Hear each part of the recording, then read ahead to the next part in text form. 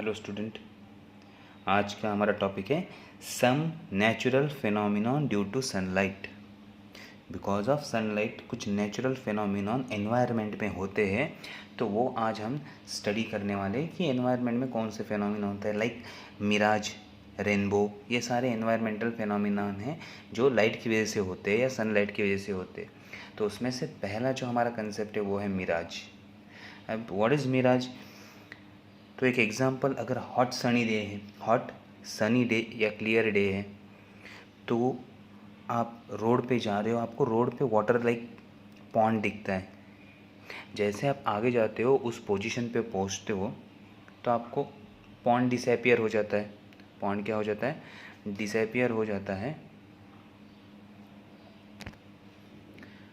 Pond disappear हो जाता है, उसकी जगह आपको प्लेन रोड दिखता है। एंड वन सेकेंड आप आगे देखते हो तो आपको लगता है लाइक पानी जैसे स्ट्रक्चर है रोड के ऊपर। This is known as a mirage. Means जब हम आगे देखते हैं या हम रेगिस्तान में देखते हैं सनी डे में, तो हमें लगता है कि अरे आगे पानी है। जैसे ही वहाँ पहुँचते तो कुछ नहीं होता, रेत होती है। So that illusion is known as a mirage. उसे हम क्या कहते हैं? मिराज कहते हैं। अब ये मिराज कैसे होता है? This is also natural phenomenon. ये कैसे होता है? तो अब हॉट डे है, सनी डे है, तो ये हमारा रोड है। ये हमारा क्या है? रोड है। अब जब सन रेज आती है और ये रोड पे गिरती है, तो रोड जब हाई सन रेज आ रही है तो ये गर्म हो जाता है या हॉट हो जाता है या हॉटेस्ट हो जाता है। सो रोड इज़ अ हॉटेस्ट। जैसे ये हॉट होगा तो उसके ऊपर वाली जो एयर होगी, रोड को जो एयर टच करती है, वो एयर भी हॉट होना स्टार्ट कर देगी। ओके, तो वो एयर भी हॉट हो जाएगी। जैसे हम उस रोड के ऊपर ऊपर जाएंगे, यहाँ हॉट एयर होगी। जैसे जैसे हम आगे जब ऊपर बढ़ते जाएंगे, वैसे एयर कूल होती जाएगी। तो सबसे नज़दीक वाली एयर क्या होगी? हॉट होगी। जैसे जैसे हम ऊपर जाएंगे, जैसे जैसे हम ऊपर जाएंगे, वैसे हवा क्या होती जाएगी?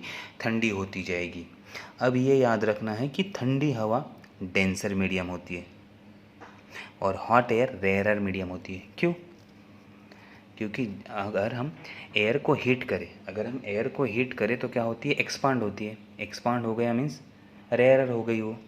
ओके, लाइट हो गई। तो यहाँ जो ग्राउंड को टच रहती है एयर, वो क्या होती है? रेयरर। हॉट वो एयर होती है और वो रेयरर रहती है। जैसे हम ऊपर जाएंगे वो एयर कूल होती जाती है। एयर कूल होती है मीन्स वो डेंसर मीडियम है हमारा। तो ये जैसे जैसे ऊपर जाएगी वैसे वैसे वैसे वो डेंसर होता जाएगा। या फिर जैसे हम नीचे आएंगे तो मीडियम क्या होता जाएगा? रेयरर होता जाएगा। मीडियम क्या होता जाएगा? रेयरर होता जाएगा। या फिर जैसे जैसे हाइट इंक्रीज़ होगा, जैसे जैसे हाइट इंक्रीज़ होगा वैसे रिफ्रैक्टिव इंडेक्स इंक्रीज़ होगा। या फिर हाइट अगर हम डिक्रीज़ करेंगे, ऊपर से नीचे आएंगे, तो रिफ्रैक्टिव इंडेक्स क्या होगा? डिक्रीज़ होगा। डेंसर मीडियम का रिफ्रैक्टिव इंडेक्स हाई होता है, रेयरर मीडियम का रिफ्रैक्टिव इंडेक्स लो होता है। तो हॉट एयर का रिफ्रैक्टिव इंडेक्स कम होगा और कूलर एयर का रिफ्रैक्टिव इंडेक्स ज़्यादा होगा। ओके, तो ये समझ में आ गया। अब आपने एक फिनोमिना हमने स्टडी किया है, when light travel from denser medium to rarer medium. Light denser medium से रेयरर मीडियम में जब आती है, लाइट डेंसर मीडियम से रेयरर मीडियम में जब आती है, तो it bends away from normal. It bends away from, normal से दूर जाती है। नॉर्मल से क्या होती है? दूर जाती है। ये फिनोमिना हमने स्टडी किया है। अगर ये इस तरह से, ये हमारा मीडियम है और यहाँ क्या है हमारा? ये डेंसर मीडियम और ये हमारा रेयरर मीडियम। जब लाइट डेंसर से रेयरर में आती है तो ये अवे मूव हो जाती है। मीन्स आर एंगल हमारा ग्रेटर होगा कंपेयर टू आई। तो इसको याद रखो। अब तो देखो, ऊपर डेंसर मीडियम है, नीचे रेयरर मीडियम है। जैसे जैसे air denser to rarer move करेगी, वैसे वैसे क्या होती जाएगी? Away from normal. At certain point ये क्या हो जाएगी? Horizontal to road. ये क्या हो जाएगी? Horizontal to the road. अब इसके बाद ये एयर अपवर्ड मूव करने लगेगी। ये एयर क्या करेगी? अपवर्ड मूव करने लगेगी। अब अपवर्ड कैसे मूव करेगी? टोटल इंटरनल रिफ्लेक्शन यहाँ कहीं भी नहीं आता। टोटल इंटरनल रिफ्लेक्शन नहीं होता है यहाँ। टोटल इंटरनल रिफ्लेक्शन नहीं होता है। तो देखो, अब हम यहाँ जो हॉट एयर है उसके पास आ गए, तो हॉट एयर का रिफ्लेक्शन कोएफिशिएंट हाई होता है। हॉट एयर का रिफ्लेक्शन कोएफिशिएंट बहुत ही हाई होता है, या फिर एट ग्लांसिंग इंसिडेंस मीन्स जब इस तरह से परपेंडिकुलर किसी मीडियम पे लाइट इंसिडेंट करती है तो रिफ्लेक्शन कोएफिशिएंट हाई हो जाता है। मीन्स ज़्यादा से ज़्यादा रे वो रिफ्लेक्ट करेगा, ज़्यादा से ज़्यादा रे क्या करेगा, वो रिफ्लेक्ट करेगा ही। मीन्स जब ग्लांसिंग इंसिडेंट होता है, glancing angle means parallel to surface जब रिफ्लेक्शन होता है तो रिफ्रैक्शन कोएफिशिएंट हाई होता है। रिफ्लेक्शन कोएफिशिएंट क्या होता है, हाई होता है। मीन्स ज़्यादा से ज़्यादा रे वो क्या करेगा, रिफ्लेक्ट करेगा। दूसरा एक रीज़न है, अब यहाँ जो एयर होगी वो हॉट एयर होगी। अगर हॉट एयर होती है तो वो मूव करती रहती है, रैंडमली मोशन में रहेगी, तो उस मोशन की वजह से भी रे अपवर्ड मूव करेगी। एक बार रे अपवर्ड डायरेक्शन में चलेगी तो वो कंटिन्यूसली ट्रैवल करती रहेगी। वो क्या करेगी, कंटिन्यूसली ट्रैवल करती रहेगी। मीन्स अब ये रेयर मीडियम, ये हमारा रेयर मीडियम है, जैसे जैसे रे ऊपर जाएगी वैसे डेंसर मीडियम में जाती रहेगी। ओके, रे कहाँ जाएगी, रेयर टू डेंसर। उसके रीज़न क्या है, एक तो बिकॉज ऑफ ग्लांसिंग